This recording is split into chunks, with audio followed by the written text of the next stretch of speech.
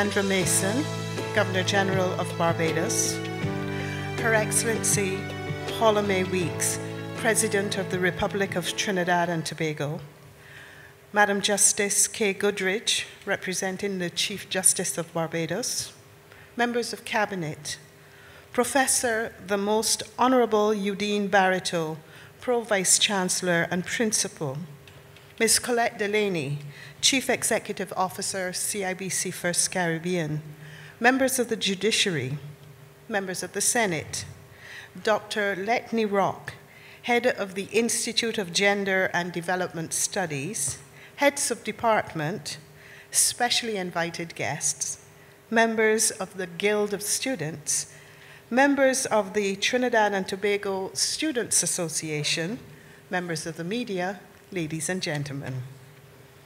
I'm Deborah King, Director of Corporate Communications at CIBC First Caribbean, and I will be your MC this evening. I now invite Dr. Letney F. Rock to formally welcome you. Dr. Rock is the acting head of the Institute for Gender and Development Studies, Nitabara Unit, here at the Cave Hill campus. Dr. Rock.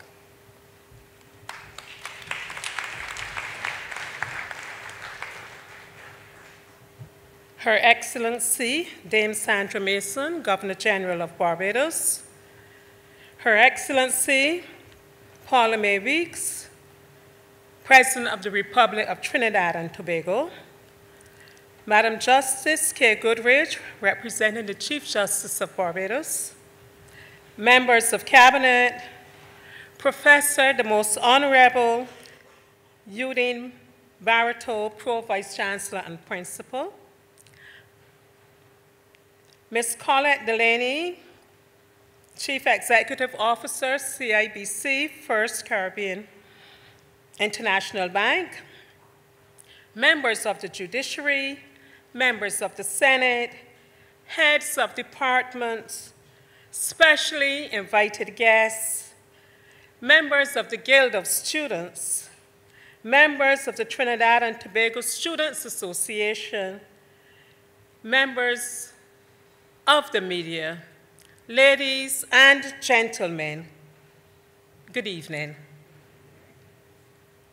On behalf of the principal and the executive management of the Cave Hill campus, the Institute for Gender and Development Studies Nitabara Unit, UWI Cave Hill campus, the Chief Executive Officer and Senior Management of CIBC First Caribbean International Bank, it gives me great pleasure to extend a very warm welcome to all of you on this occasion of the International Women's Day Distinguished Lecture under the theme, I Am Generation Equality, Realizing Women's Rights.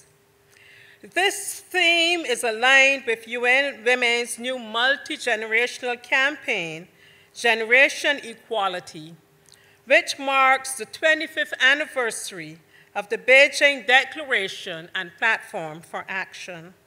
It also blends with the International Women's Day theme, hashtag Each for Equal, which seeks to engage us in building a gender-equal world.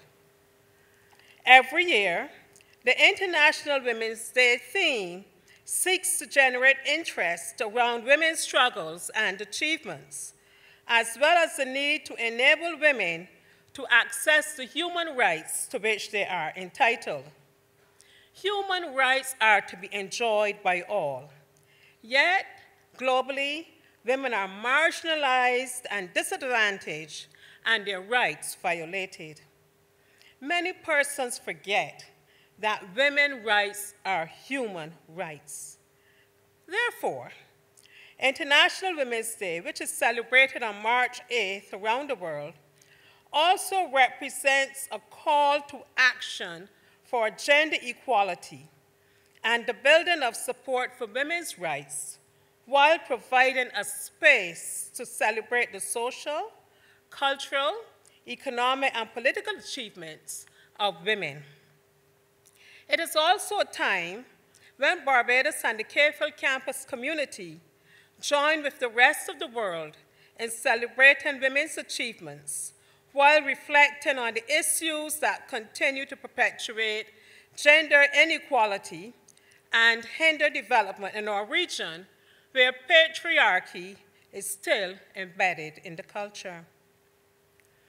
Over the last 25 years, and following on from the Beijing Platform for Action, which provides a comprehensive agenda towards gender equality and women's empowerment, the region has seen the enactment of legislation to protect women and girls, gender-sensitive policies and programs, the development of women's organizations, government departments directed toward women's empowerment, the advancement of women's human rights, women's involvement at all levels of decision-making, and women's access to many resources from which they were previously excluded. We are also in this region increasingly celebrating the rise of women to leadership positions in all spheres of life. And it gives me great pleasure to recognize the presence of some of these women in this room this evening, some of whom are also UWI graduates, which situates the UE as playing a key role in women's empowerment and regional development. The IGDS NBU, that is the Institute for Gender and Development Studies, Tobago Unit Cayfield Campus, is devoted to teaching, learning, research, policy development, outreach, and advocacy in Barbados and the region. It is a hub for the voices of women. At the Tobago Unit, we not only teach exciting courses, but we consistently receive the highest teaching evaluations on the campus by our students. We engage in the supervision of graduate students from across the region, and we also spearhead several significant projects that impact the region. Every 2 years, we deliver the popular Caribbean Institute in Gender and Development, a unique intensive summer training program which was established in 1992 and which enrolls participants from across the Spanish, French, Creole, and English-speaking Caribbean region, and which is funded in large measure by the Caribbean Development Bank and UN Women. In 2018, the unit launched the Liberty Project. That project is about supporting Eastern Caribbean civil society organizations for social change. This is a European Union-funded project which involves outreach activities with NGOs across the Eastern Caribbean.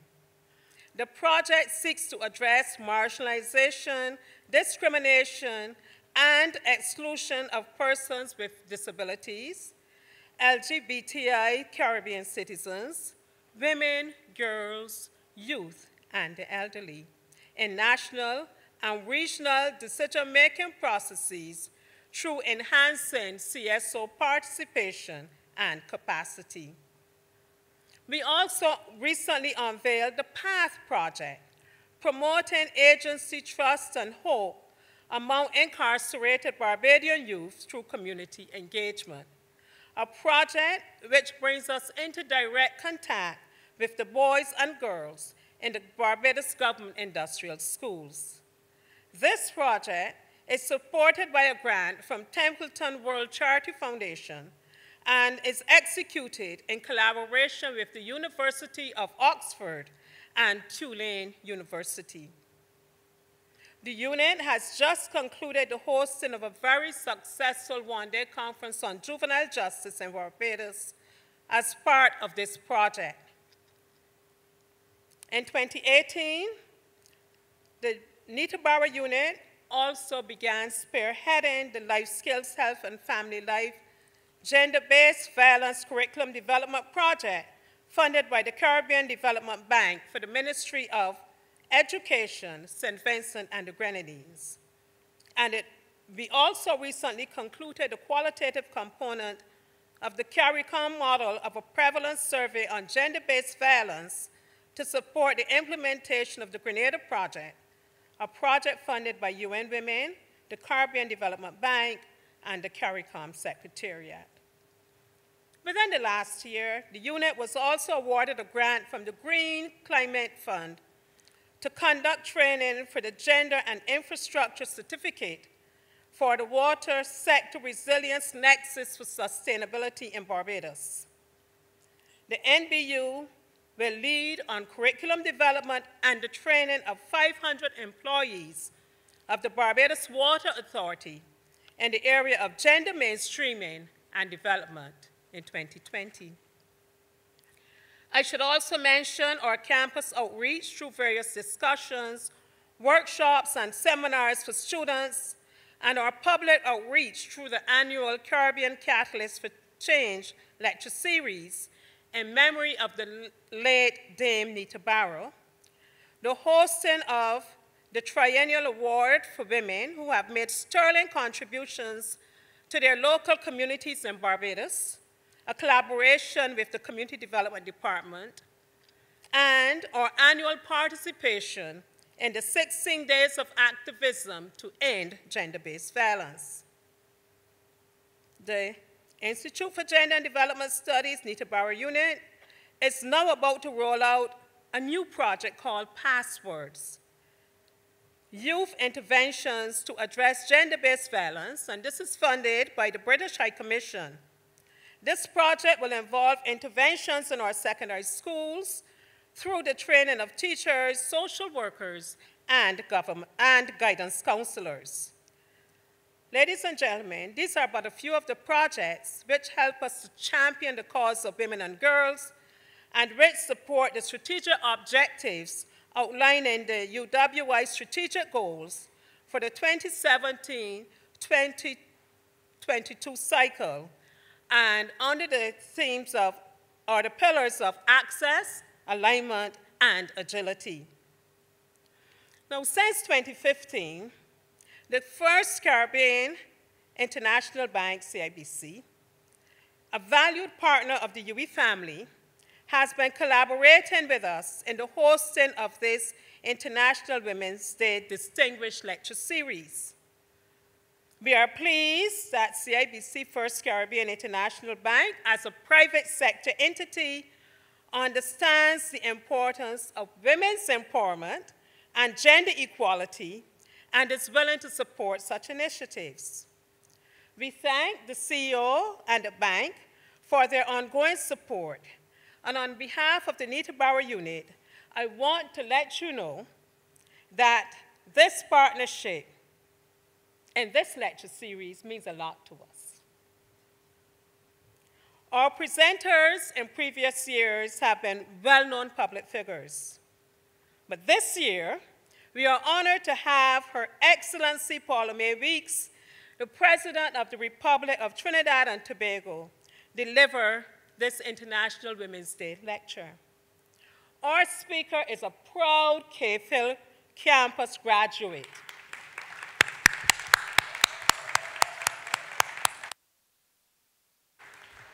And a woman who is well equipped to provide us with an inspiring lecture filled with food for thought. And so tonight is indeed a historic moment for the Institute for Gender and Development Studies Nita Barrow Unit and the KPhil campus, and by extension, Barbados. I hope that you, the audience, will enjoy the lecture and make good use of the opportunity provided for you to ask questions of Her Excellency at the end. Ladies and gentlemen, once again, a very warm welcome to all of you, and I thank you for being here to participate in this very special event that we have planned just for you. My best wishes for a successful evening. I thank you.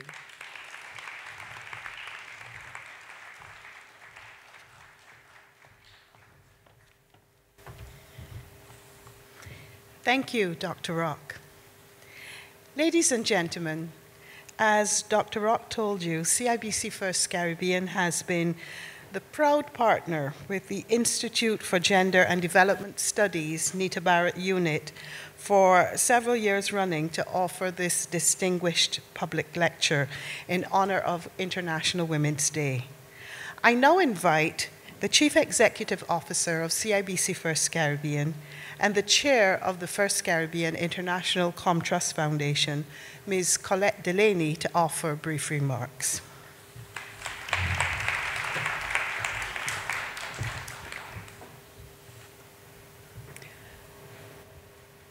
Her Excellency Dame Sandra Mason, Governor-General of Barbados, Her Excellency Paula-Mae Weeks, President of the Republic of Trinidad and Tobago, Madam Justice Kay Goodridge, members of Cabinet, Professor the Most Honourable Eugene Barreto, Pro-Vice-Chancellor and Principal, members of the Judiciary, members of the Senate, heads of departments, specially invited guests, members of the Guild of Students, members of the Trinidad and Tobago Students Association, members of the media, ladies and gentlemen.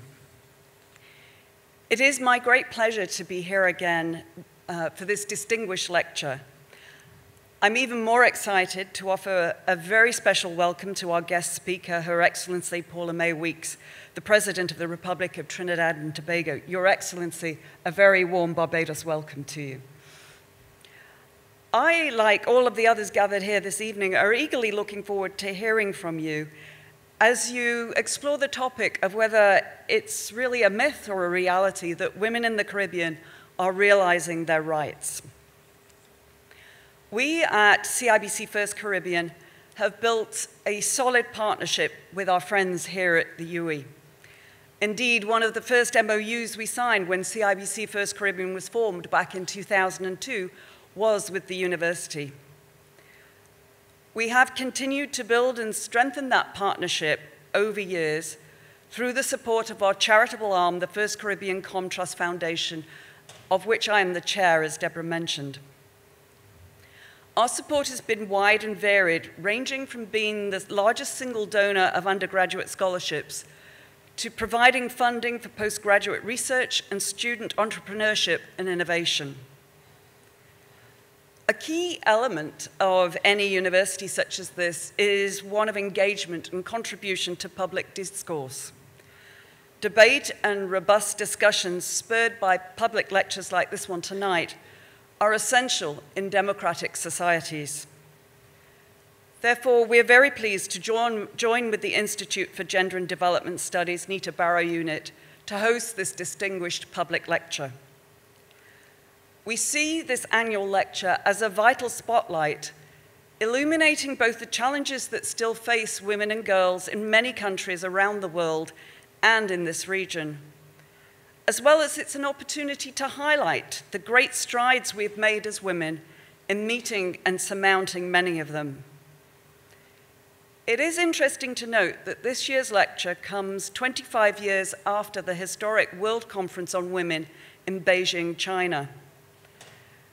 After emerging from that conference 25 years ago with a bold and optimistic agenda for the advancement of women and girls around the world, the UN today is reporting little real change in their status. According to the UN, not a single country can claim to have achieved gender equality. Multiple obstacles remain unchanged in law and in culture. Women and girls continue to be undervalued. They work more and earn less and have fewer choices, and experience multiple forms of violence at home and in public spaces. Furthermore, there is a significant threat of rollback of hard-won feminist gains. The year 2020 represents an unmissable opportunity to mobilize global action to achieve gender equality and human rights of all women and girls. I'm sure that our distinguished speaker tonight will expand on these issues and many others. Ladies and gentlemen, like all of you, I eagerly look forward to Her Excellency's presentation, and I personally am also looking forward to hearing from many of you during the discussions that follow. Thank you.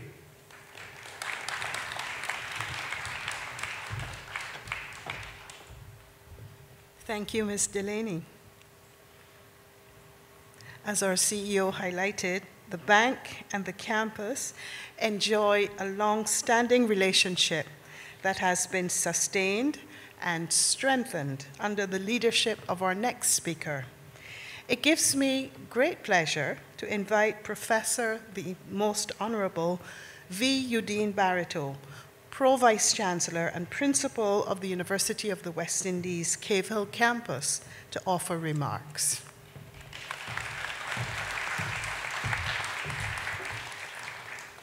Thank you, Madam Chair. Her Excellency, Dame Sandra Mason, Governor General of Barbados, Her Excellency Paula-Mae Weeks, President of the Republic of Trinidad and Tobago, Madam Justice Kay Goodridge, representing the Chief Justice of Barbados, members of Cabinet, Reverend Joseph Atherley, Leader of the Opposition, Ms. Colette Delaney, Chief Executive Officer of CIBC First Caribbean, members of the Judiciary, members of the Senate, members of the senior management of the UWI Cave Hill campus, Dr. Letney Rock, head of the Institute for Gender and Development Studies, Nita Barrow Unit, heads of departments, specially invited guests, members of the Guild of Students,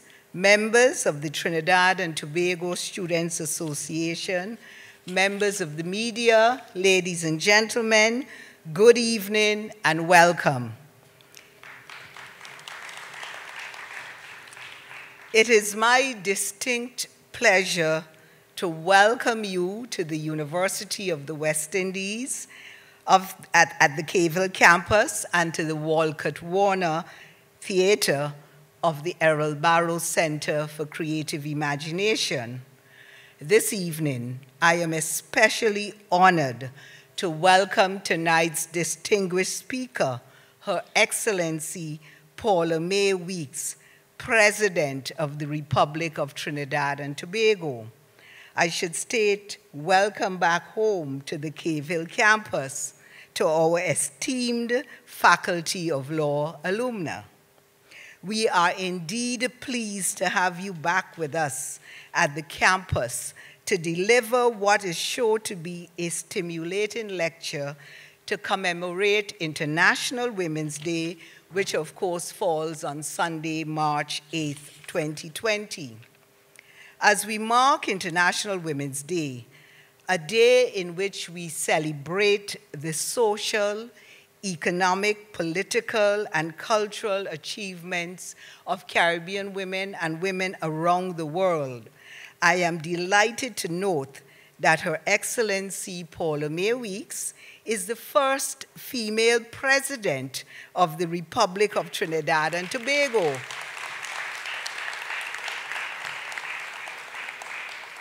In attendance at this evening's lecture is Barbados's Governor General, Her Excellency Dame Sandra Mason.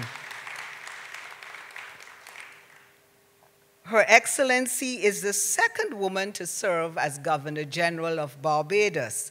The first was Dame Nita Barrow, for whom the Institute for Gender and Development Studies at Cave Hill has been named the Nita Barrow Unit. This evening's lecture is being held in Barbados, where Prime Minister, the Honorable Mia Amor Motley, in 2018, became the first female Prime Minister of Barbados. And Barbados, for the first time in its history, has a female Governor General and a female Prime Minister in office at the same time.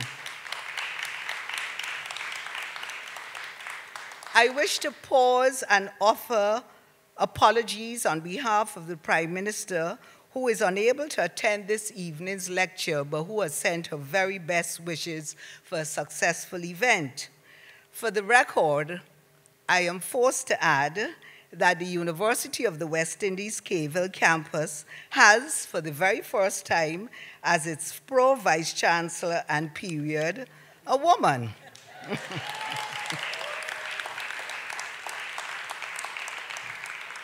Persons who object to International Women's Day or the prominence of women as leaders point to these achievements by women and wonder aloud, what more do women want?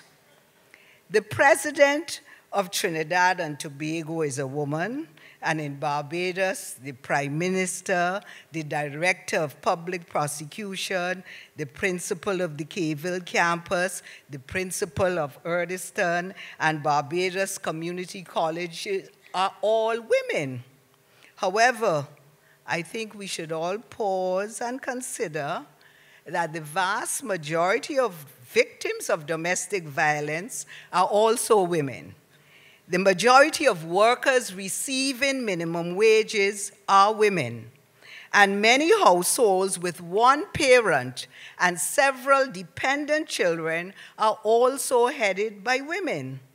That is why I am particularly intrigued by the title of Her Excellency's lecture, Realizing Women's Right in the English-Speaking Caribbean, Mirage or Actuality. Women's leadership success has not negated gender-differentiated adversities affecting the majority of women.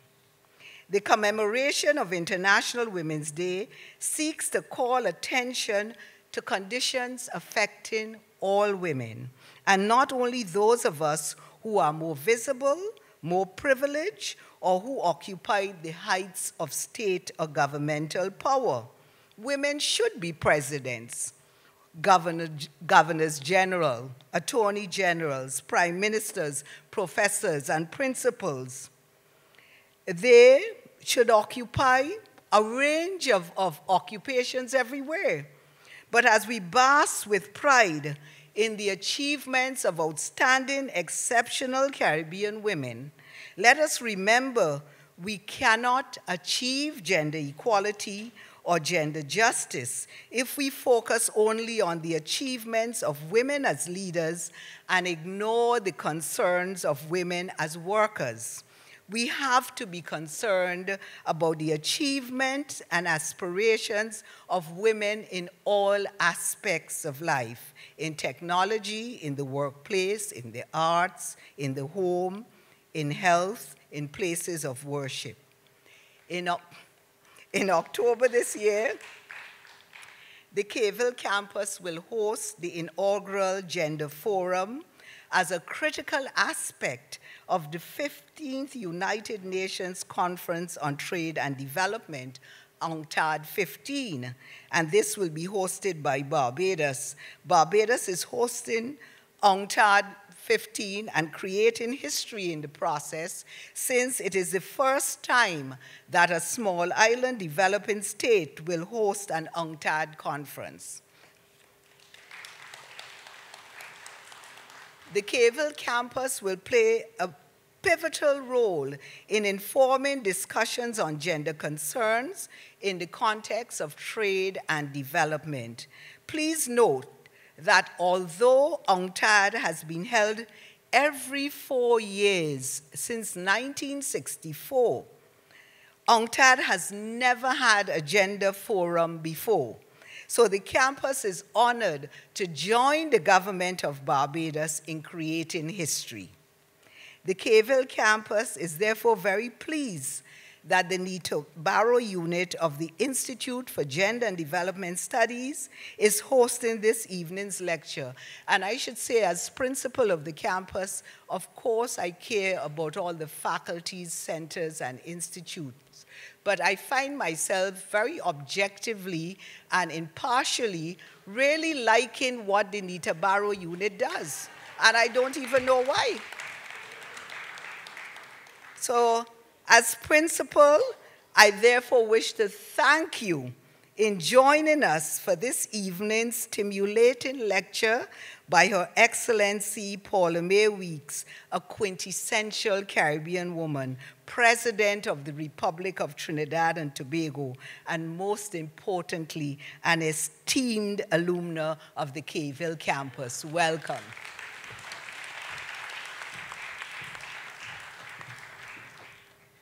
Thank you, Professor Barito. And building on your theme, I should add that sitting on the stage with you from the private sector is the first female chief executive officer of the largest bank in the Caribbean. And sitting in the audience is the first female managing director of our Barbados operating company, Ms. Donna Wellington. Ladies and gentlemen, a few years ago, Madam Justice Jacqueline Cornelius delivered the first distinguished lecture in this series. This evening, it is my distinct pleasure to invite her back to the podium to formally introduce our featured speaker. Madam Justice Cornelius. Good evening. Her Excellency, Dame Sandra Mason, Governor General of Barbados, Her Excellency, Paula-Mae Weeks, President of the Republic of Trinidad and Tobago, Madam Justice Kay Goodridge, Acting Chief Justice of Barbados, members of Cabinet, Professor the Most Honorable Udine Barito, Pro Vice Chancellor and Principal, Ms. Colette Delaney, CEO, CIBC First Caribbean, Honorable Leader of the Opposition and other Cabinet members, members of the Senate, Dr. Letney Rock, Head of the Institute of Gender and Development Studies, heads of department, specially invited guests, members of the Guild of Students, members of the Trinidad and Tobago Students Association, members of the media, ladies and gentlemen, good evening again. Generally, I would have said all protocol being observed to avoid reading this long list, but I have to tell you that these words fall very euphoniously from the lips. It is, I think, an historic occasion when I can say, Her Excellency, Sandra Mason, Her Excellency, Paula-Mae Weeks. It really is a very historic occasion, and I think that we should be suitably proud of what we in Barbados and the Caribbean and the university and two of my favorite institutions, the Institute for Gender and Development Studies and the University of the West Indies, has been able to accomplish in pulling this together.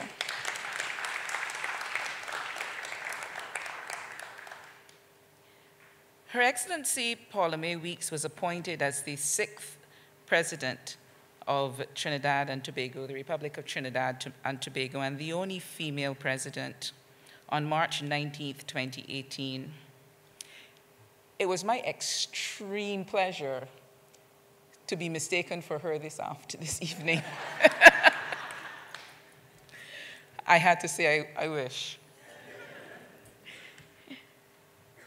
And I am humbled and proud to be able not to introduce her, but to say to you why she is eminently qualified to deliver this lecture this evening. Because we all know about Her Excellency's achievements. They are written here, but I want to highlight for you the reason why she is the person she is and why she has been chosen to give this lecture this evening. Her Excellency is a phenomenal Caribbean woman. We quote that Maya Angelou poem very, very often, but a phenomenal woman she is. It is in the walk. She does walk as if she has diamonds at the meeting of her thighs. She does. She was born on December 23rd, 1958 in Port of Spain, Trinidad, and she attended the Tranquility Government Primary School and the esteemed Bishop Anstey High School, a premier secondary educational institution in Trinidad. In 1977, she entered the University of the West Indies, and she herself will tell you that it was among the experiences that has formed her as a Caribbean woman. She entered the Faculty of Law and graduated in 1980 with a Bachelor of Laws with an honors degree. She obtained her legal education certificate at the Hugh Wooding Law School, returning home in 1982, and was admitted to the practice of law in Trinidad and Tobago later that year. Her Excellency joined the Office of the Director of Public Prosecutions as State Counsel in November 1982. After 11 years representing the state in the Magistrates Court, the High Court, and the Appeal Courts. She resigned as Senior State Counsel in 1993 and entered private practice. She established her own chambers after a brief period in the chambers of Distinguished Senior Counsel. In 1996, she was invited to apply for the office of judge in the judiciary of the Republic of Trinidad and Tobago and was so appointed on September 1st, 1996. She presided in the trial courts for 9 years, almost exclusively in the criminal justice system. She was elevated in quick time to the Court of Appeal in January 2005 and presided in that court for 11 years. She retired from the judiciary of the Republic of Trinidad and Tobago on August 31st, 2016, after 2 decades of service. She's eminently qualified to deliver this lecture because she knows what it is to toil in the actual vineyard. She's not coming as someone who is alien to supporting the rights of women, children, men and women at their lowest and at the hardest times of their lives.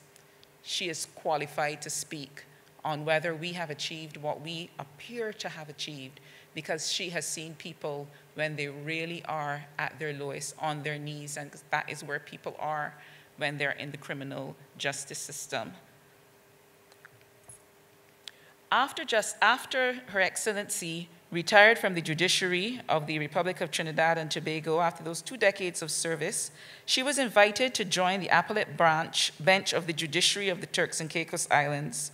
On her assumption in September 2016, she became the first woman to serve in that capacity. Her last sitting was in December 2017, and she resigned in January 2018 ahead of her nomination for the presidency. Justice Weeks is a qualified judicial educator. In fact, I believe that teaching and judicial education is her first love. She was made a fellow of the Commonwealth Judicial Education Institute in 2000. She is an excellent teacher. To be instructed by Her Excellency is an exercise in both humility and terror. She does not mince her words. She will take your beautifully crafted summation or decision and reduce it to shreds, all with the utmost politeness, of course, but really with incisive intellect. She has been involved in training for various levels of judicial officers and has conceptualized, designed, and facilitated a wide range of training, both regionally and locally in the Republic of Trinidad and Tobago. She's eminently qualified to deliver this lecture because she can't only do, but she can teach. She understands how to equip people, men and women, for going forward in doing their best work. Immediately after retirement from the judiciary of Trinidad and Tobago, Her Excellency enjoyed her new career as Executive Director, although it was very short, of PMW Criminal Justice Consultancy and Training, a small outfit providing services geared towards the development of the criminal justice sector. This venture is now in abeyance, and we are very happy, Excellency, that you are the head of state of the Republic of Trinidad and Tobago. We look forward to when you will be available again to judiciaries to help us in the criminal justice sector. Her Excellency was Course Director for Ethics, Rights, and Obligations of the Legal Profession of the Hugh Law School from 2010 to 2016 and created the current course manual, supervised associate tutors, pioneered innovative pedagogical techniques, and served as its first examiner during that period. From 1997 until her election as President of the Republic of Trinidad and Tobago, Justice Weeks was the Chancellor of the Anglican Church in the Diocese of Trinidad and Tobago. She is a committed and active Anglican. She was a member of the Diocesan Council and provided legal services on ecclesiastical and other matters to 3 successive bishops of the diocese. Her Excellency is a keen gardener and is passionate about seeing the world and experiencing cultures. Together with what I called her intrepid band of companion explorers, of which I was briefly honored to be a member before children reduced me to penury. She has visited China, Thailand, Africa, India, Russia, Morocco, Spain, just about everywhere. If you want to see the character of a person, you can best see it when you're in their company, in close quarters, amidst the vicissitudes of travel. Her Excellency is infallibly good-natured, polite, good-humored. She has eye-watering shopping skills. She is committed to her friends and her family. She is committed to the Republic of Trinidad and Tobago. She's committed to the cause of justice, to the cause of women. She's committed to her country and to this Caribbean. If you know her at all, you will understand that that commitment is the reason why she accepted the challenge. And I think it is a challenge to be the head of state of a country, and a country that I love very much, but a very interesting country, of the Republic of Trinidad and Tobago. She's not a person who has sought throughout her lifetime all sorts of honors and status. And to actually agree to do this, I know has been a personal sacrifice for her, but there is no challenge that Her Excellency has ever been faced with that she has not taken up with both hands and performed exceptionally well. As I said, she is a phenomenal Caribbean woman. I look forward to hearing from her on this topic.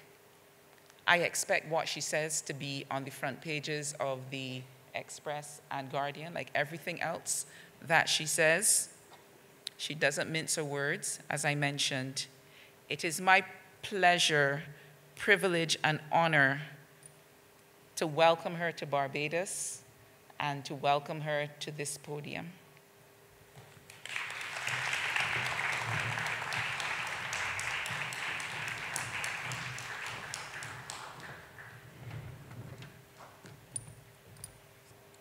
Your Excellency, Dame Sandra Mason, Governor General of Barbados, Madam Justice K. Goodridge, members of Cabinet, Professor the Most Honorable Eudine Barreto, Pro Vice Chancellor and Principal of the university here, Ms. Colette Delaney, CEO of CIBC First Caribbean, members of the Judiciary, members of the Senate, Dr. Letney Rock, Head of the Institute of Gender and Development Studies, heads of department, specially invited guests, members of the Guild of Students, members of the Trinidad and Tobago Students Association, members of the media, good evening. I arrived with a smile and I leave with a tear, because coming to Barbados is always very, very special to me. Now I'm going to confess something that must not leave this room, lest it come to the ears of my mother. But I ran away from home to come to Barbados in 1977. You could have done your first year of law in Trinidad and Tobago at that time. I applied to Barbados for my first year secretly. And those of you who are too young might not know about this. But in those days, when you were told that you were accepted to the UE, it was done so if you were not in the territory that you were going to attend, by the cable man. So the old man came on his little put-put and came to my gate and gave me the cable. I read it and realized, yippee, Barbados had accepted me. My mother could not understand why, so I pretended it was because Trinidad didn't have any space for me. And so began 3 of the happiest years of my life. It was one of the best decisions I've ever made. So I was delighted to receive the invitation to be here this evening, and wild horses could not have kept me away. Now, any cursory look at the high-profile offices held by women across the Caribbean over the last 25 years and more might suggest to the casual observer that women's rights are alive and well in our region, and we are indeed living generation equality. The fairer sex has been prominently positioned in the political landscape of the Caribbean for 50+ years, beginning with Dame Hilda Baino, Governor of Grenada from 1967 to 1972.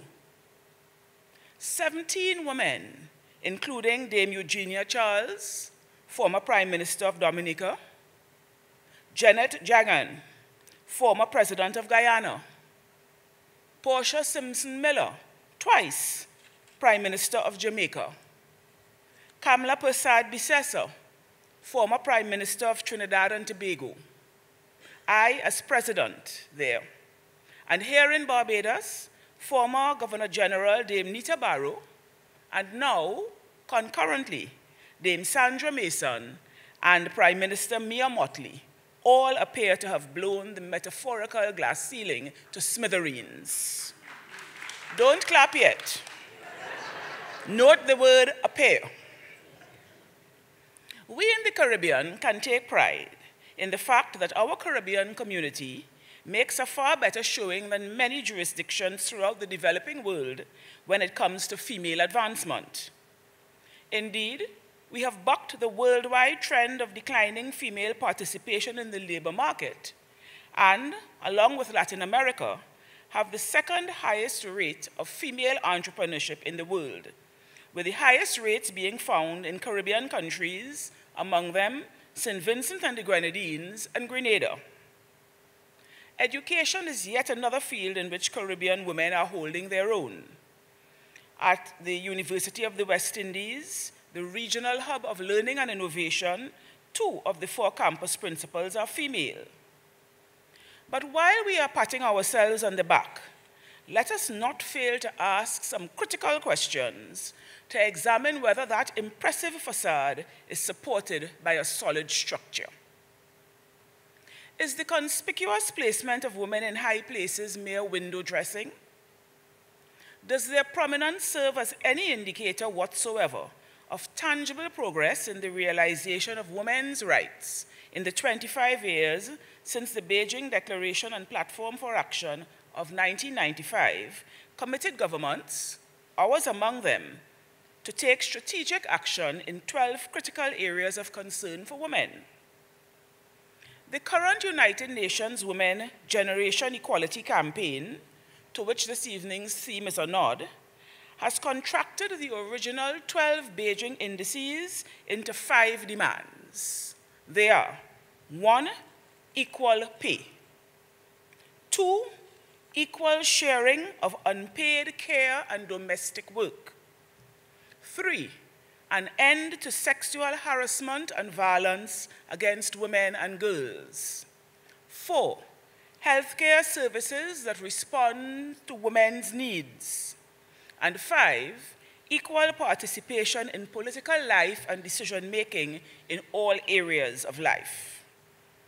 And it is only a frank assessment of these indices that will allow us to draw reasonable conclusions as to whether the visibility of women represents real and measurable movement towards achieving gender equality. And I hope to engage you in just that exercise this evening, as I have been pondering the question myself since having been appointed president. You see, there was quite a lot of acclamation at the fact that Trinidad and Tobago had a first woman president. But some of the interactions I have had since then, some of the comments and some of the questions make me a little concerned about whether I am in fact just window dressing. And we will get on with that. I am certain that when Professor Barito so kindly invited me to address you at this 5th public lecture to mark International Women's Day, an invitation for which I express my deepest gratitude, she did not expect me to put the audience to work. But that's a risk you take when you invite a woman to do a job. After all, It is well known that we work more collaboratively than our male counterparts and are unafraid to ask for assistance. Before we begin our examination, it must be noted that the 2020 Global Gender Gap Report concludes that none of us here in this room will see gender parity in our lifetime. The overall estimated time frame for global gender parity has been put at 99.5 years. But while we count down, it might be useful to examine the aforementioned indices to determine whether we in the Caribbean might be ahead of the trend. Let us first turn our attention to the requirement of women earning equal pay for equal work. Education systems in the Caribbean, by and large, afford boys and girls equal access to education. Free primary and secondary education is widespread, and in most of the islands, secondary school placement is guaranteed to every student. However, the educational achievements of girls tend to outstrip those of boys. At tertiary level, as borne out by the UWI statistics, female graduates outnumber male 2 to 1, with engineering being the only faculty in which women need to play catch-up. In Trinidad and Tobago this year, 5 of 6 recipients of our President's Medal for Academic Excellence at the SEA, CSEC, and Cape level were girls. Last year, it was 4 out of 6. Regionally, girls typically outperform boys in every CSEC subject, except those which fall in the math and science categories.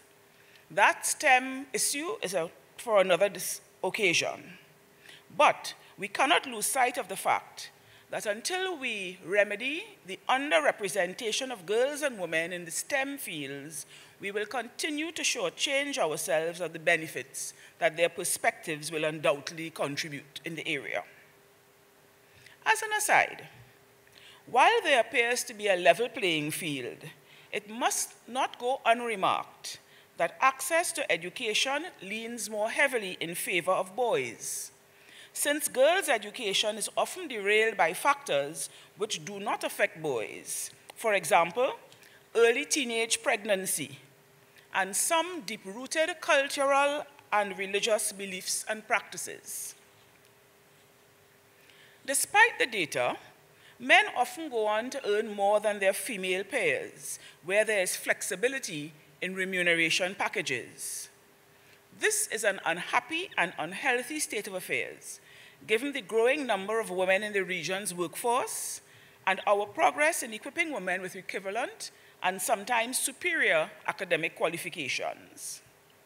A 2010 study conducted by the Inter-American Development Bank showed that men's earnings surpassed those of women by 14 to 27% in Barbados and between 8 and 17% in Jamaica. There is no reason to think that it's any different in the other jurisdictions, and anecdotally, not much seems to have changed in the intervening decade. The causes of the gender wage gap, though not universally agreed, are many and complex. Some international studies have posited that women negotiate with less assertiveness than men, with fear of disrupting relationships with bosses and colleagues. Others indicate that women are not less likely than men to ask for better compensation, but are less likely to get it. Yet others have shown that women are more likely to settle for a lower wage rate rather than risk being denied a job, especially where they are sole breadwinners. Whatever the reasons, until men and women receive equal pay for equal work, generation equality remains shimmering in the distance. Unequal pay perpetuates gender discrimination and is a significant obstacle to female economic independence. It therefore behoves us to ensure that equality of payment is achieved through, among other measures, legislative and policy guarantees, which, among other things, ensure that maternity does not adversely affect earning, school curricula, which from early childhood prepare girls and women to be assertive and confident in all facets of life, including bargaining and negotiating, and continual training for employers on unconscious gender bias. Our second area of focus is the equal sharing of unpaid care and domestic work. Care work such as housekeeping, child minding, and the care of elderly parents is critical to social well-being and the functioning of households and economies. But it goes largely undervalued and unremunerated. On a global scale, it is estimated that women carry out 2.5 times more unpaid housework and care work than men. This has the effect of reducing their ability to engage in paid labor or to work longer hours at their primary occupation.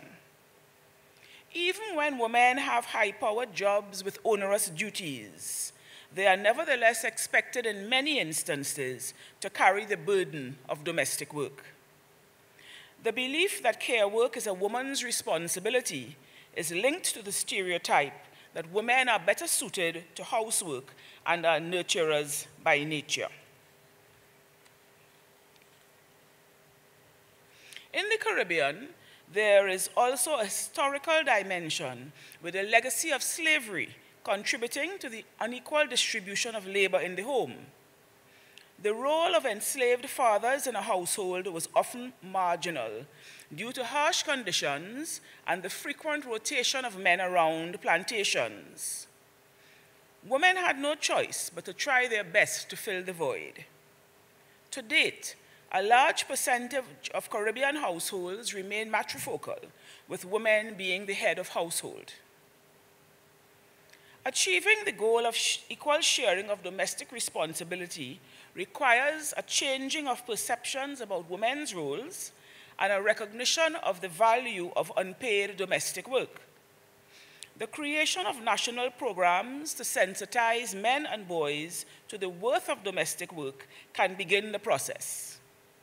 School curricula affords a wonderful opportunity.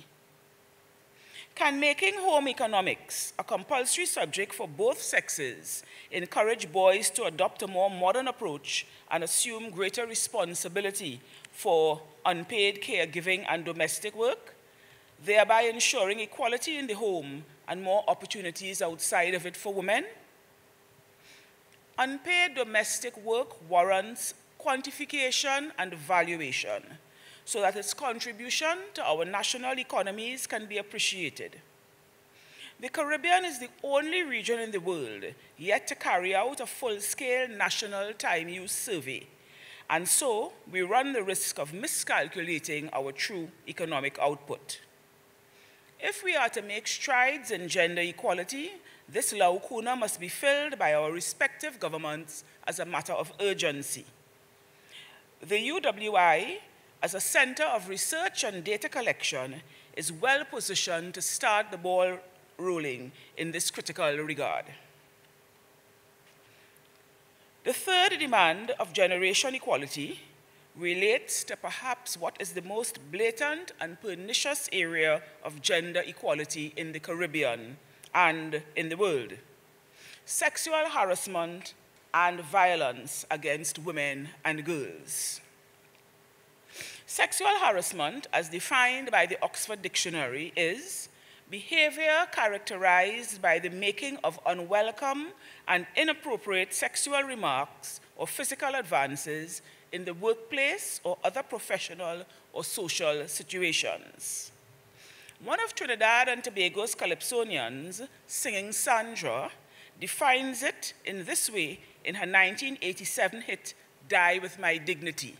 Since I have no singing voice, this will become a recitation.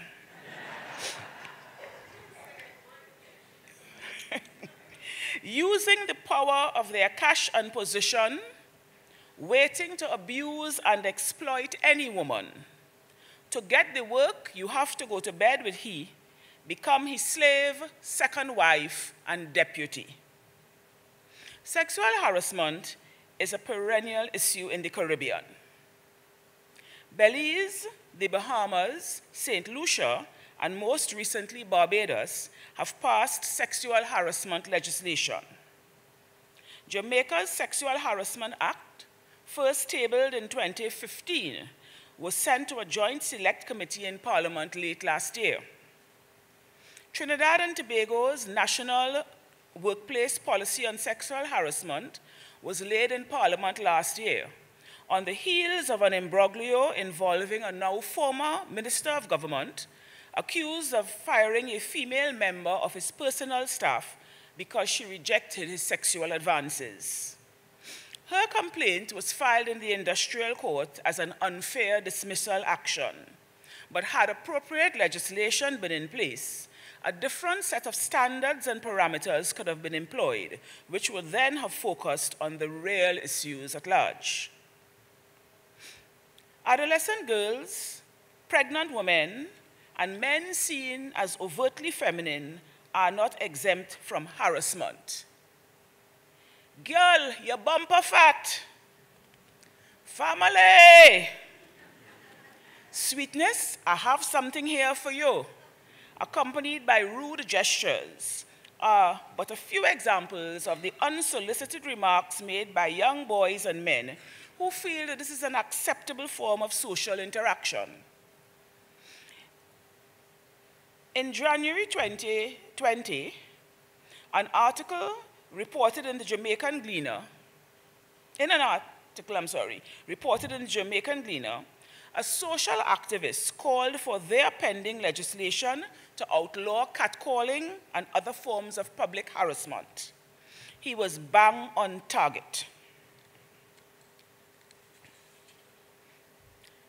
The cultural norms which give rise to sexual harassment are the very same which influence other forms of gender-based violence. Violence against women and girls has devastating and far-reaching consequences for both victims and the society at large. In July 2018, Barbados police reported that they had received at least one report of domestic violence every day up to that point in the year. In Trinidad and Tobago, 11 women and counting have been killed in cases of intimate partner violence since the start of 2020.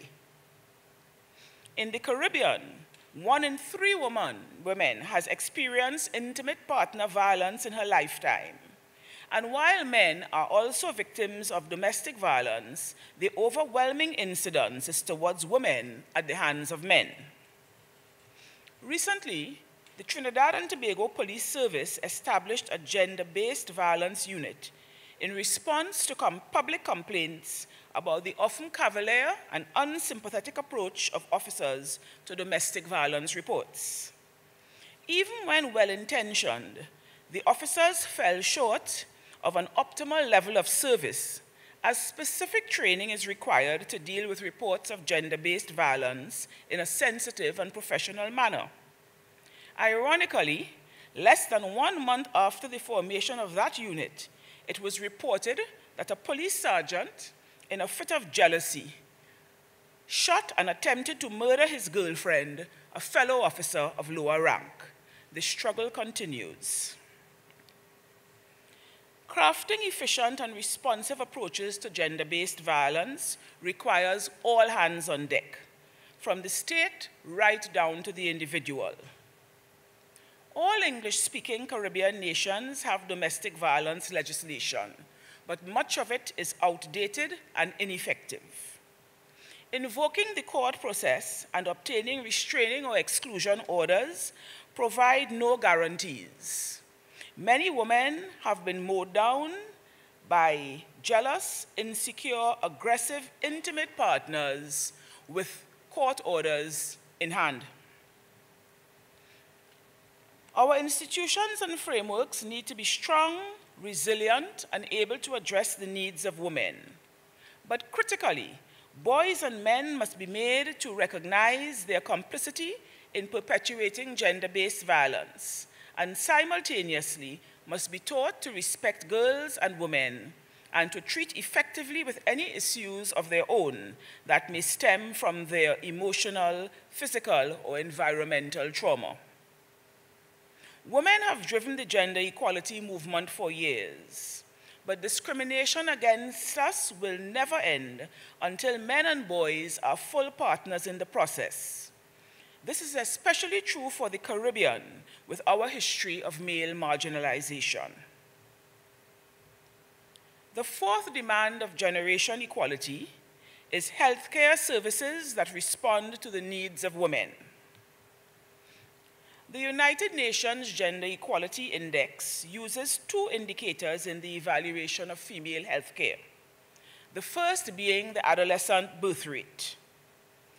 Adolescent birth rates in the Caribbean are relatively high, standing at 5.2 in Jamaica, 4.2 in Antigua and Barbuda, and 33.6 here in Barbados. Early pregnancy thwarts the education and career plans of young women and presents significant health challenges for both mother and child. However, many education systems in the region have pussyfooted around the issue of health and family life education in the curriculum for years, refusing to accept that structured, age-appropriate information, education, and engagement on the issues surrounding adolescent pregnancy is one obvious solution to an ongoing problem. Because young girls are disproportionately affected by early unprotected sexual activity, this is seen as a woman's rights concern.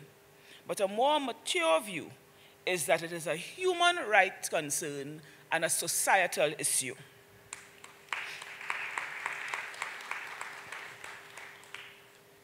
Some education systems attempt to address the issues at the back end. For example, the Choices program in Trinidad and Tobago and the Advancing Secondary Tertiary Remedial Education for Adolescent Mothers program in Jamaica. They both permit teen mothers to continue their education with care provided on-site for their babies. While indeed commendable, these programs do not always offer the full complement of subjects that are available in regular schools. It is clear that this unsalutary phenomenon must be aggressively tackled at both ends by providing the necessary psychological and physical support that would ideally deter teenage pregnancy, and where it occurs, guarantee that girls enjoy a minimum of 12 years continuing education. The maternal mortality ratio, the number of maternal deaths per 100,000 live births, is the second indicator used by the United Nations, as it gives a good picture of the overall effectiveness and ability of healthcare delivery systems to address the needs of women. The Caribbean region has varying levels of maternal mortality, but those countries on the higher end of the spectrum have taken steps to reduce the number of deaths of women from childbirth. For example, Jamaica, whose maternal mortality ratio stood at 80 in 2018, has partnered with the European Union to develop a program for the reduction of maternal and child mortality. In Trinidad and Tobago, our maternal mortality rate decreased from a 2015 rate of 66 to a recently announced low of 25.7. And in 2014, Barbados was lauded as one of the countries to have reduced the maternal mortality rate by 40% or more. So I think we can congratulate ourselves on that score. Of course, we are nowhere near the numbers in the developed countries, which tend to fall below 10. That is not surprising given our limitations, but we are moving in the right direction and only need to pick up the pace.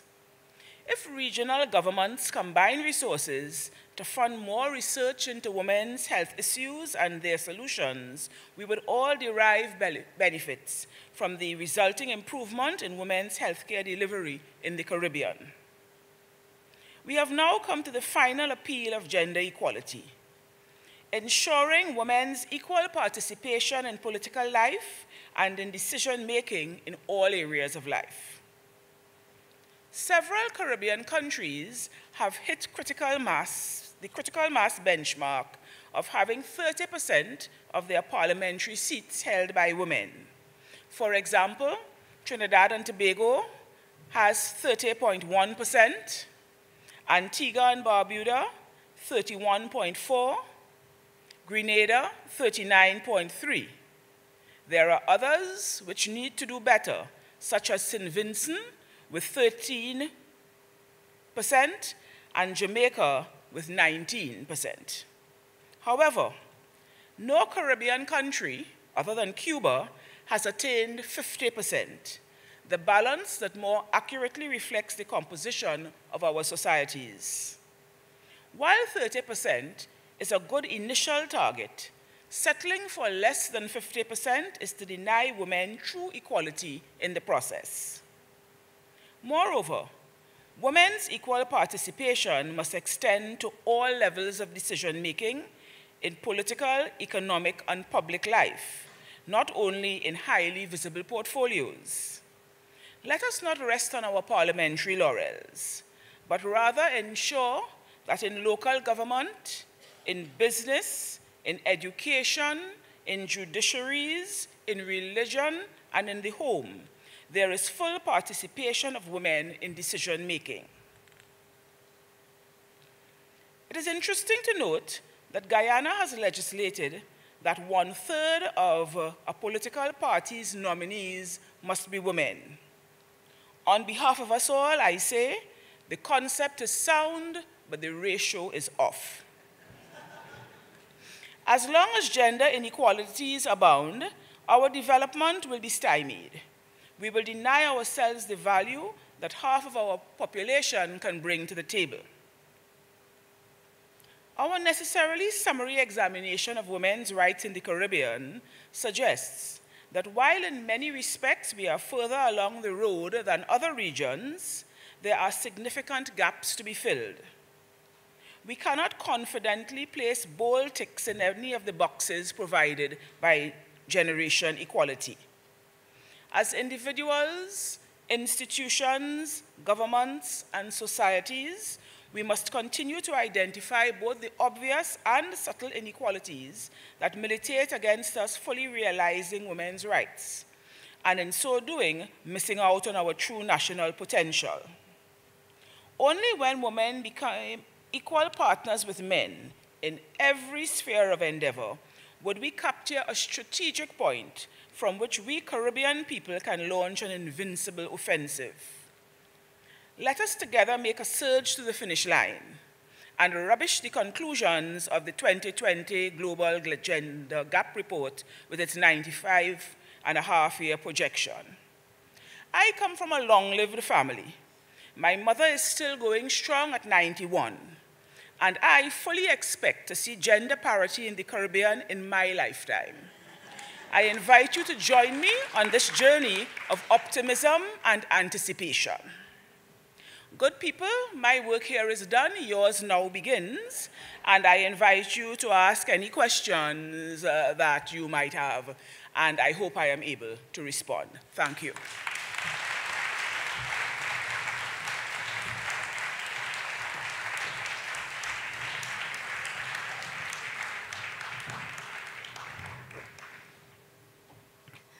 We thank Her Excellency for a most insightful and thought-provoking presentation. As is customary, we will now have a brief question and answer segment before moving on to the next stage of the evening's program. Excellency, thank you very much for a very enlightening presentation. I too traveled to another Caribbean island 20 years ago, not because there wasn't a medical school here, but I'd heard great things about the carnival in that island. And as a medical student entering Mount Hope, what struck me was the very first lecture I encountered where women were described as having atypical chest pain. I said to the colleague next to me, who sat next to me, a woman, but it is so bizarre that this pain is being described as atypical when almost half the people come into an emergency room with chest pain are women. But it's atypical, shouldn't it just be called chest pain in women? And then 20 years, of course, having sworn I would never be at a podium lecturing medical students, I was there. And I caught myself saying, and of course women have atypical chest pain. The difference, however, was a similar young woman in the audience from your country stood up and said, but how could it be atypical if half of the people presented in the emergency room are women? The question I'm asking is, what is the role of the institution in almost insisting on the pedagogical change and instructional design of courses so that gender is seen outside of the Institute of Gender Development Studies, but in other non-traditional areas, which really should be traditional, such as medical sciences? Doctor, could you not have asked a simpler question to start?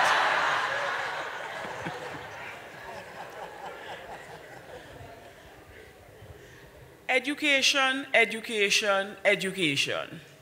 And I'm afraid what we have been doing is having a number of programs in a sort of scattershot form so that we sensitize someone for a day. But that will not hold, it will not last. So it means that there must be structured programs. The experts have to sit down and figure how best this is done, how we build it into curricula from early childhood education right through to tertiary education. And people must not underestimate the value of the language. Because if you keep on hearing certain things referred to in a particular way, it seeps in to the subconscious. And you begin to really live that. So that I think that one of the solutions in the medical field or any other is that those who plan curricula really have to sit down, identify the areas that need attention, among them the language, and really have it going on a continuous basis. We can't just be sensitizing people in little silos here and there and hope to make any progress in this regard. Good night. Thank you very much, Your Excellency, for a very engaging lecture. I have a question on your comment about equal pay for equal work, and I'm wondering about your thoughts on equal pay for work of equal value, and just considering the fact that men and women may tend to do different types of jobs, and that the types of jobs that women do tend not to be valued in ways that reflect their actual value to society. A lot of that is work in domestic and care fields, nurses, housekeepers, mothers, childminders. We have never put a value on those services. I am quite sure that it can be worked out so that what is the value of what we have known traditionally as the housewife who remains at home. Let's put a dollar figure. Let's see, what would the monthly wages of a housewife be? Even if it is not paid, we understand that there is an economic value to it. What does a housewife contribute to her husband's ability to focus more keenly on his work, having relieved him of those responsibilities? What is the value of someone who stays at home after retirement to take care of an elderly parent, possibly suffering with dementia? So that all of these things are not impossible, but it requires a mindset, a commitment across the board to work towards equal, well, you say equal value, all right? I have no difficulty with that expression, all right? So whether you call it equal value or equal pay, but a recognition that what is regarded as women's work has a value, and apart from that, when they do go into jobs outside of the house, they get equal pay with men who are doing the same work. Because we have looked at some of the information, and you will have, of course, if you have the across-the-board jobs in government and so where anybody who fills the position gets the same thing. But once it comes to the point where you have to negotiate your wage, that is where there is some slippage. And so in those areas, there needs to be some shoring up of the systems that could produce the equality that we are looking for. Madam President, thank you for an excellent presentation. You had mentioned the introduction of home economics in the schools. I think that is very, very important, where for both girls and boys to start that early childhood stimulation so that they know that they have to, or they're taught how to do those things in the kitchen. I think that at that point I really, agreed with. But one of my questions was, you also mentioned the decrease in the mortality rate in the region could be a lot more improved. How do you think we could go about that?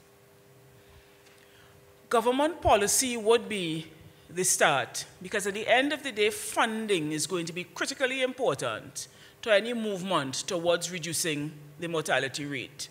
I can tell you that in Trinidad and Tobago, when the last government came in, we have a very, very proactive Minister of Health. People complain that they see him too much on the television. All right, he is at the hospital for births like the New Year, Mother's Day, everything, and always taking the opportunity to speak about this maternal mortality rate. But they have put a number of programs in place that have indeed helped to bring down our maternal mortality rate in very short time. And while Trinidad once upon a time may have had some money, we don't have it anymore. And so it is working with limited finances.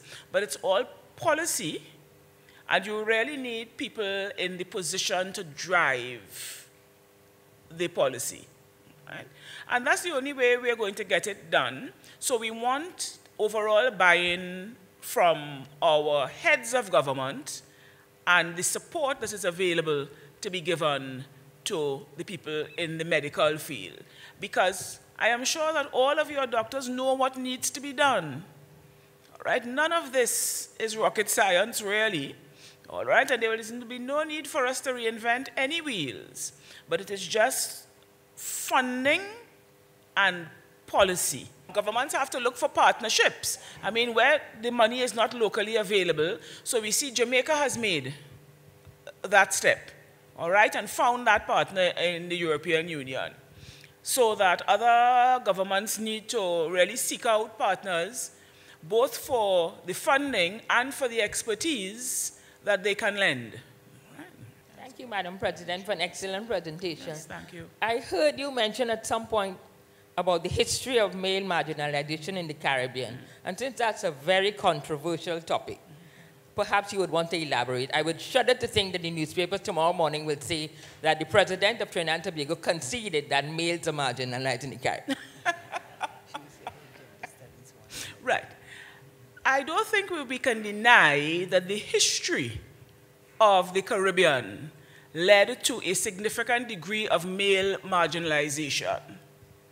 And what has happened is that these effects have gone into our culture very, very deeply. It didn't happen in a short period. We are not going to get rid of it in a short period.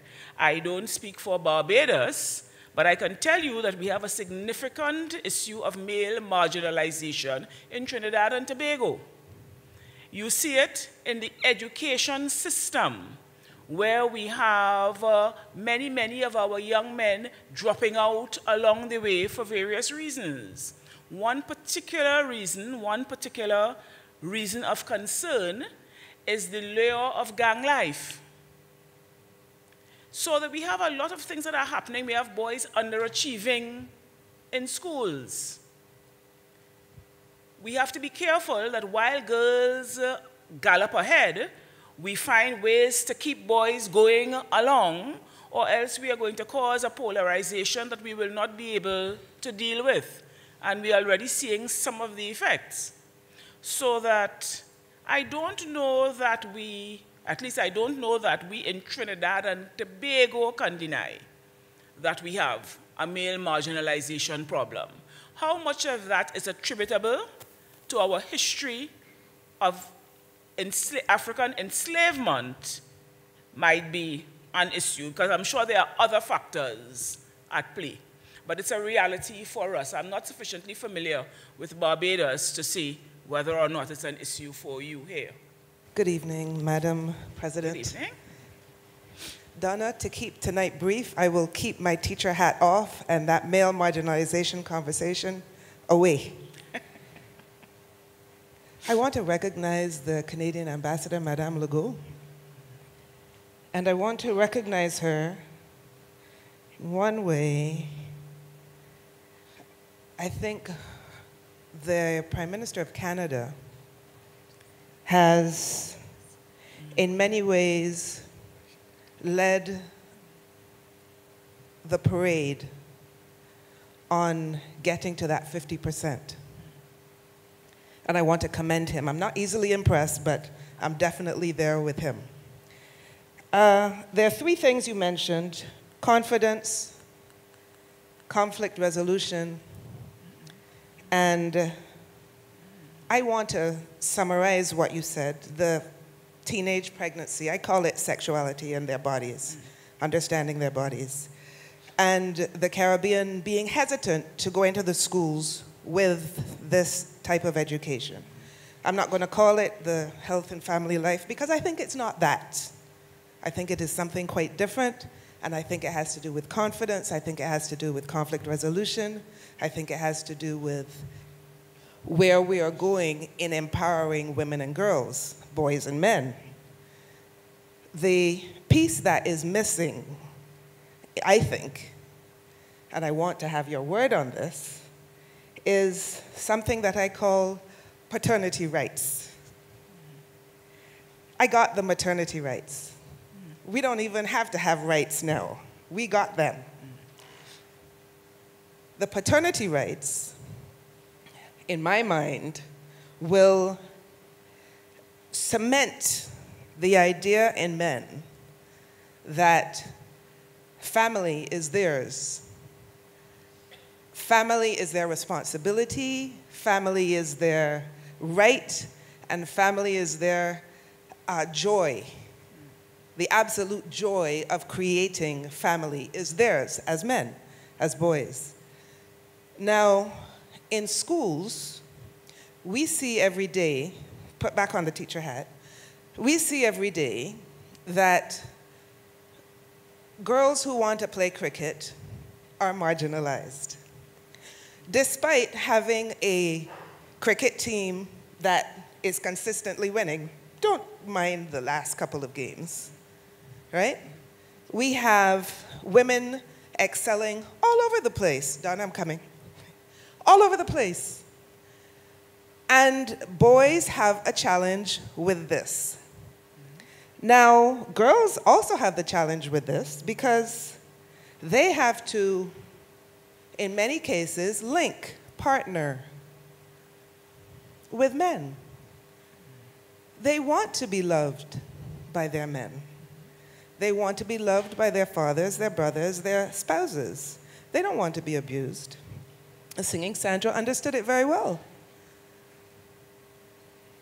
what is there that, in your thinking, we're not talking legislative now, we're talking on the ground, everybody interacting with each other in secret spaces, in open spaces.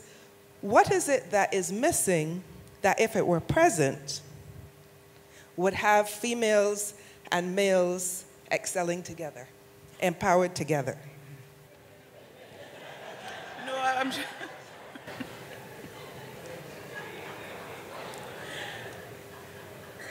When I speak at home, they are fed up of me saying education, education, education. Not in its formal sense. There are many ways to educate a child. But what I can tell you is that at the Office of the President, we started a program that was really meant at creating committed citizens. And we took 24 children that were part of a different one-day program because they were an easily assembled group. And we began to work with them. There are 16 boys and 8 girls in the group. We have a clinical psychologist on our advisory board. And it became apparent very early that before we could get around to doing anything about citizenship, we needed to teach girls and boys how to live together in a respectful manner. The way that the young men treated with the young women and the young women treated with the young men, the children are now all coming to the end of their second year in secondary school. And the way they treated each other was alarming and instructive. And it was nothing but a microcosm of how we treat with each other as men and women in the larger society. So we thought, with this little group of 24, let's see what we can do. Because we work outside of the formal education system, the amount of time we have with them is limited. But we have a number of programs that we are seeing bear fruit. Some very, very simple things that we used to call manners. It's very important in that interaction, all right? So that when they are going somewhere that they stand aside and let the young ladies enter first, the young ladies were surprised to find out that they could or should enter first. So I think that we very often bite off too big a chunk and then find ourselves frustrated and unable to go further.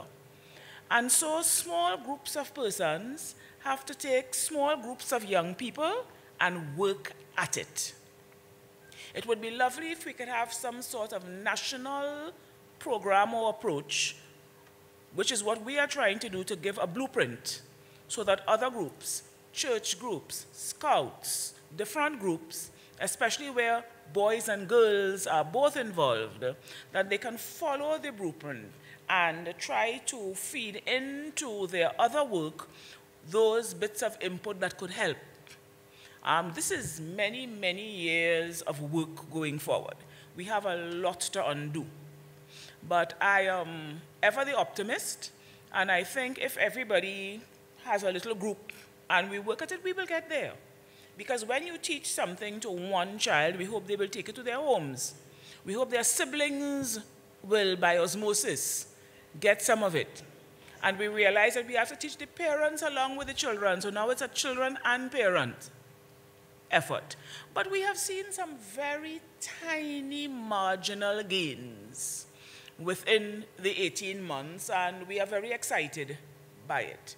The program will go until I demit office in 2023 March, and we hope that within the 4-year window we have given ourselves, we can make a real difference and leave a blueprint, so that maybe at the end of the time I can send you the blueprint and you'll see if we have been successful at all. Ladies and gentlemen, we'll take our final question for the evening. Thank you, and thank you so much, Your Excellency, for that excellent and inspiring presentation.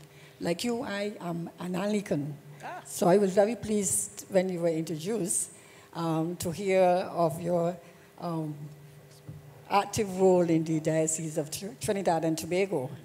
What was not mentioned as I looked at the bio was that you're still a Sunday school superintendent. Is that so? I am. Wonderful. That leads me to ask a question then. And I know you can cover all the areas, but I think this question about the involvement of the church when it comes to gender injustices, you might be able to shed some light.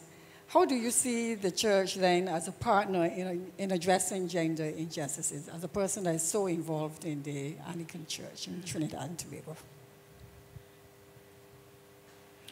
A lot of gender stereotypes are reinforced subtly and not so subtly in our holy spaces. And so I don't know how soon we will have any equality of men and women in terms of numbers, all right, at altars and the like. But while we wait on that to happen, it doesn't mean that we are to do nothing. And so, once again, where there are captive audiences, churches, schools, those places, those are wonderful opportunities to teach and model the kind of behaviors that we would like. The pulpit is a very powerful place from which a message can be sent out. But the message must be lived as well as spoken. And so it means that church leaders need to get together and work out programs. It's not a hit and miss business.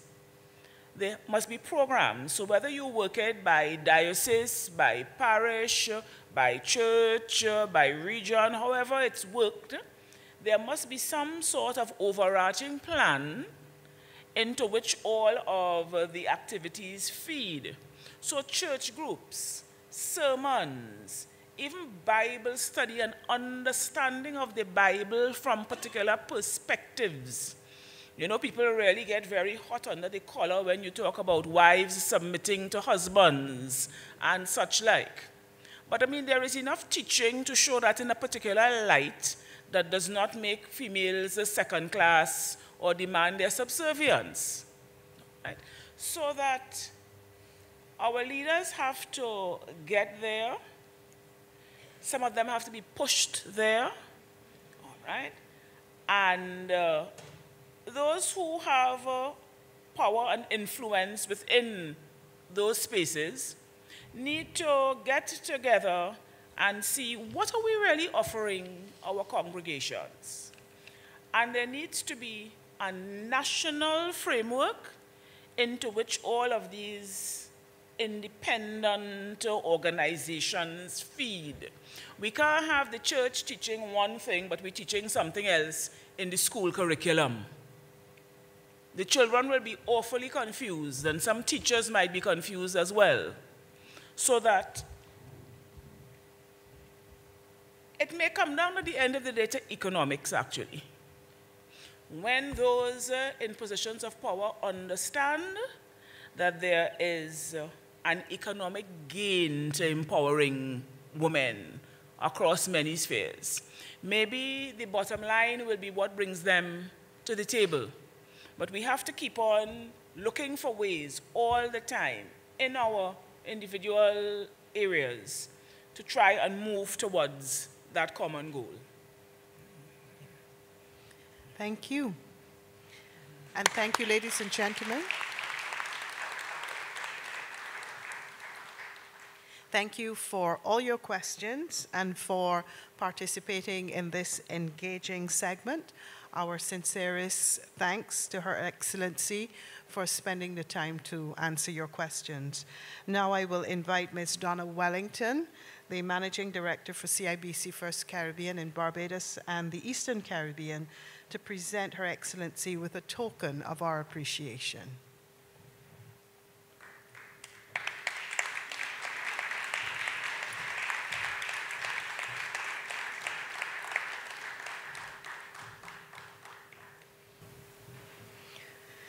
We will now have a short entertainment session by the band Vibestry in celebration of International Women's Day and in honor of Her Excellency's visit.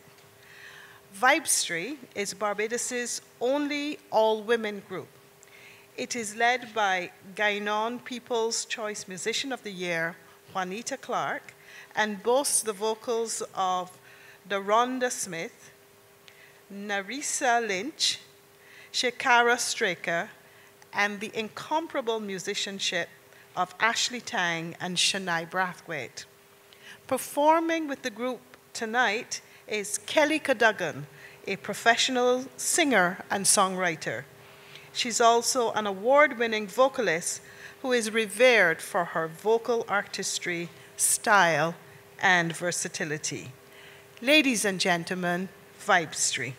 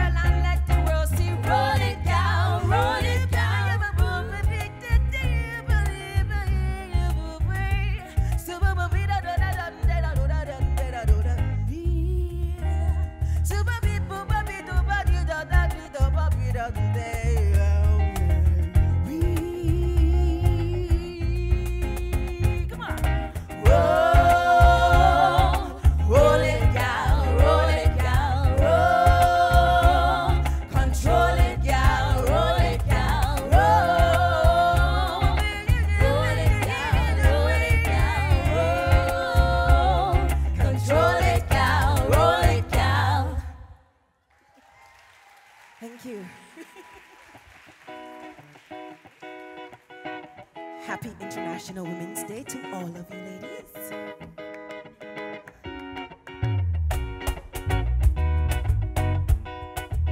And you can, you know, shake a shoulder in your seat, tap a foot.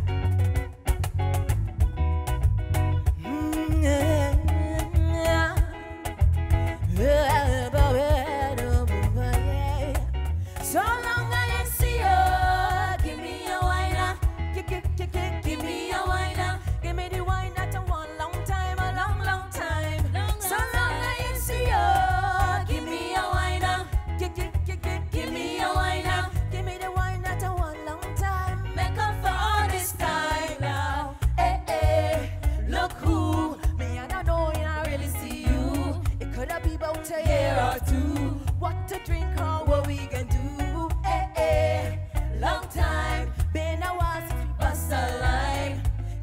but you still look fine. Look how you're looking fine. I thought you went hiding. I thought you went foreign. Look how things happen now. Look how things happen now. So let me hug up and squeeze ya. I don't even want to leave ya. I don't know when we bounce up again. So let me take a little thing until then. So long I ain't see ya. Give me a wine now. Give me a wine now. Make up a long, long time. So long I ain't see ya. Give me a wine now. Give me a wine now. And let me make up for all this time. I make up for all this time now. Call your name, friend and name. When last time I talk to you? So long I ain't talk to you. Look how funny you are in my sight. Didn't know you was here tonight. It looked like you're doing alright, like money running real nice. I thought you hiding. I thought you went foreign. Look how things happen now. Look how things happen now. So let me hug up and squeeze ya. I don't even want to leave ya. I don't know when we bounce up again, but let me take a little thing until then. So long I ain't see ya. Give me a wine now. Give me a wine now. Give me wine that I want a long time, a long, long time, long, long time. See ya. Give me a wine now. Give me a wine now. And let me make up for all this time. Make up for all this time now. So glad to see you, my friend, from long, long time. Let me just take a wine. I wanna hold on together and rock away the whole night. I'm so glad to see you, my friend, from long ago. Don't even want to go. I wanna hold on together and rock away the whole night. Give me a wine now. Give me a wine now. Give me the wine that I want long time. That I do long time. See ya. Give me a wine now. Give me a wine now. And let me make up for all this time. Make up for all this time now. Give me a wine now. Give me a wine now. Give me a wine now. So long I ain't see ya. Give me a wine now. Give me a wine now. Make up for all this time.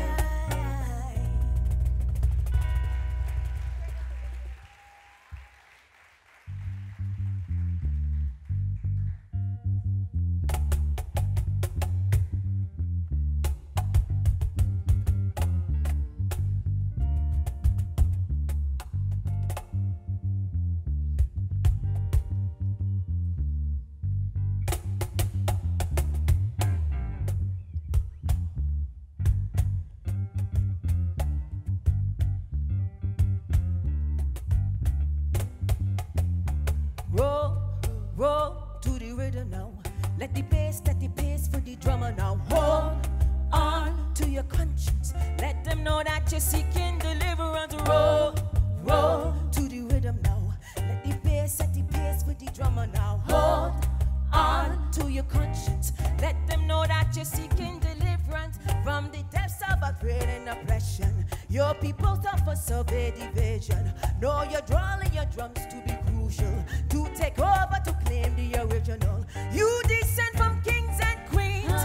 You conquer the already seen. But God made your backbone strong to show them the right from wrong. You conquer the ridicule. You step forward not to lose.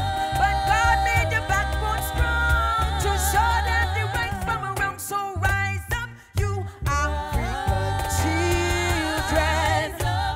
Victory is certain.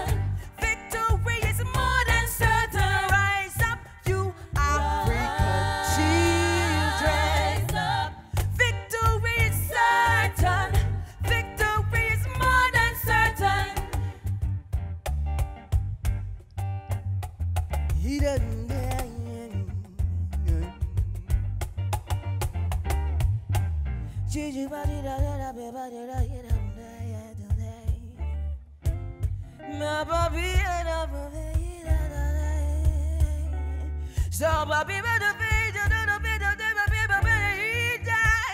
so bam bam ba bi ba da da da da ma do da da boom boom way. Set to the deep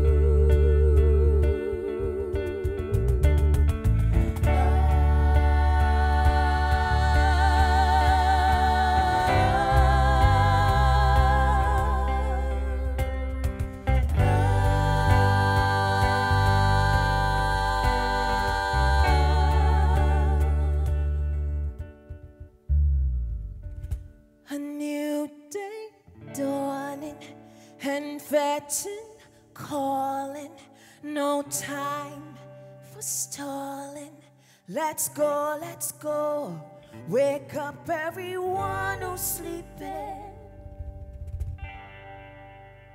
Meet me on the road. New inspiration, no contemplation, deliberation. Let's go, let's go. Wake up everyone who's sleeping. Meet me on the road. Two hands in the air, raise. All hands in the air. Everybody show me something. Show me something. All hands in the air. Show me, show me.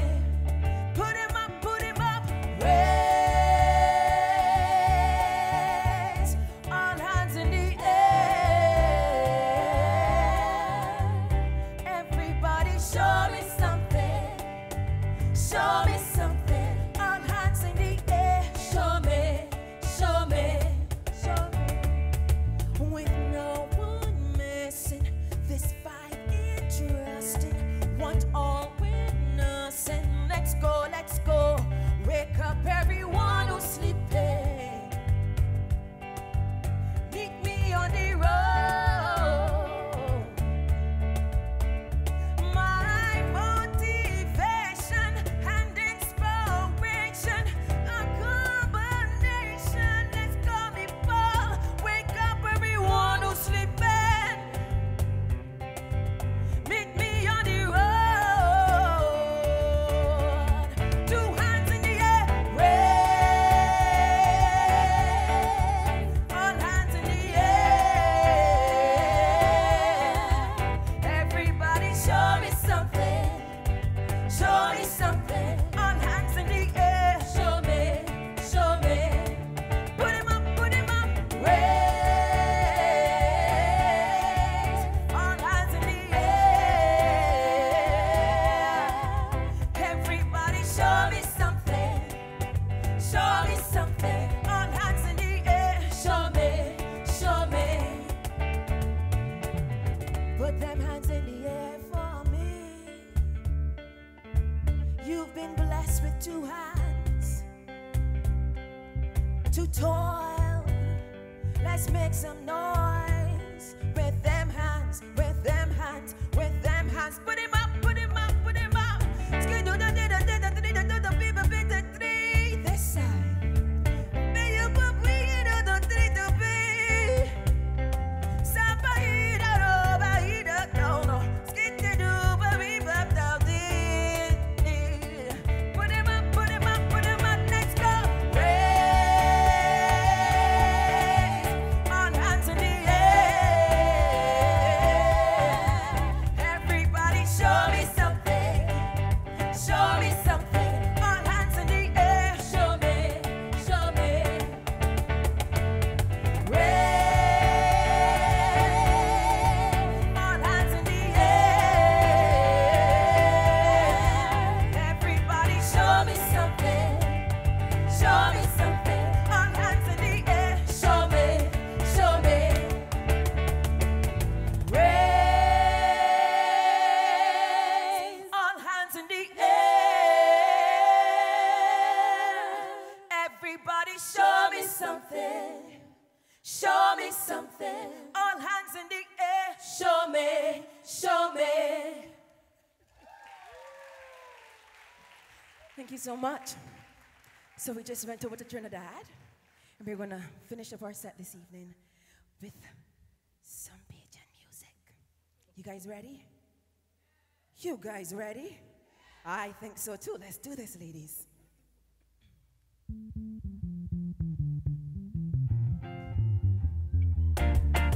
If you're proud to be a Bajan, put all your flags up, put all your flags up. And if you represent relation, let me see flags up, let me see flags up. We representing blue, yeah.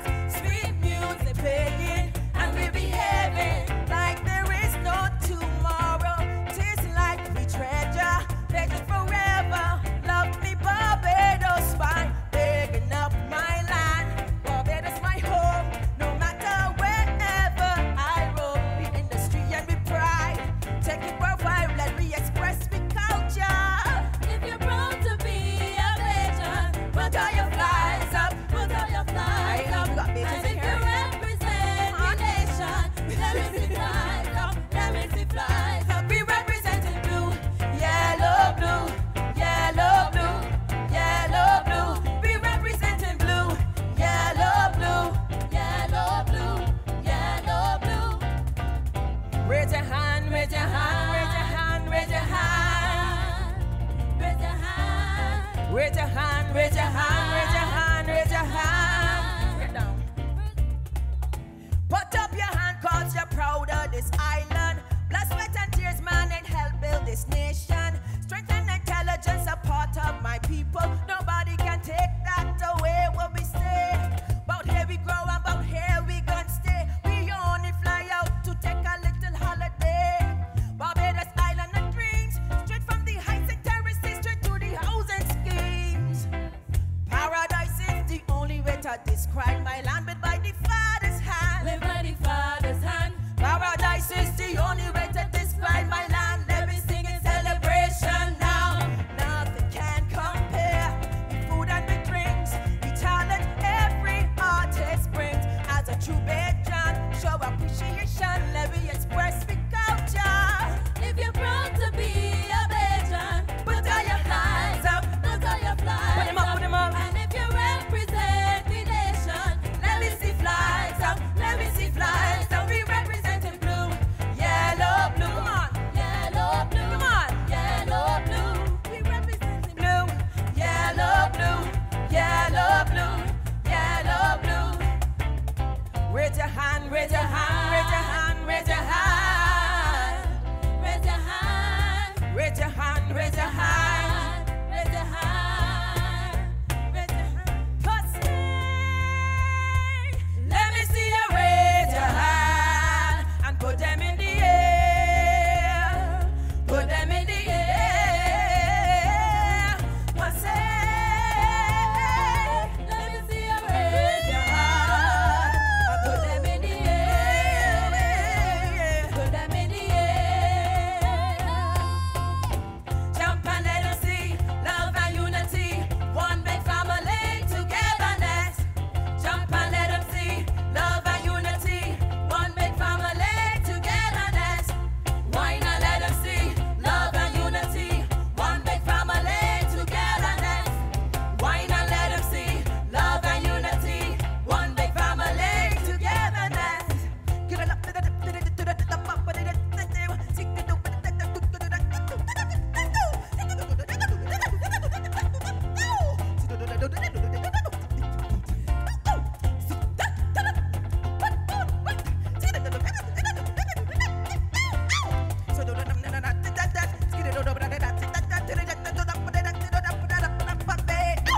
raise your hand, raise your hand, raise your hand, raise your hand. Raise your hand, raise your hand, raise your hand, raise your hand, raise your hand. Raise your hand, raise your hand, raise your hand, raise your hand. Raise your hand, raise your hand, raise your hand, raise your hand, raise your hand. Hustle. Let me see you raise your hand. Put them in the air. Put them in the air. Hustle. Let me see you raise your hand. Put them in the air. Put them in the air.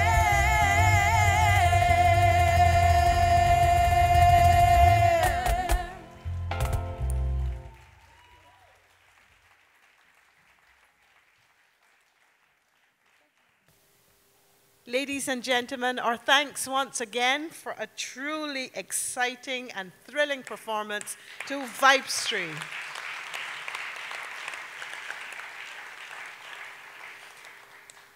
An event of this nature does not take place without a hard-working team behind the scenes. On behalf of Ms. Colette Delaney, Chief Executive Officer of CIBC First Caribbean, Professor the Most Honorable Eugene Barreto, Pro-Vice Chancellor and Principal of the University of the West Indies at KFIL campus, and the Planning Committee of the CIBC First Caribbean Institute for Gender and Development Studies, Nita Barra Unit International Women's Day Distinguished Lecture Series, I wish to extend sincere gratitude to the following offices and individuals. Our sponsor and partner, CIBC First Caribbean, the Errol Barrow Center for Creative Imagination, the Office of the Principal, the Office of the Campus Registrar, the Office of Public Information, the Office of Marketing and Communication, Campus Security, Vibestry, Kelly Cadogan, and Dr. Stefan Walcott. And of course, thank you, ladies and gentlemen, our esteemed audience. Thank you very much. I hope you had a wonderful evening.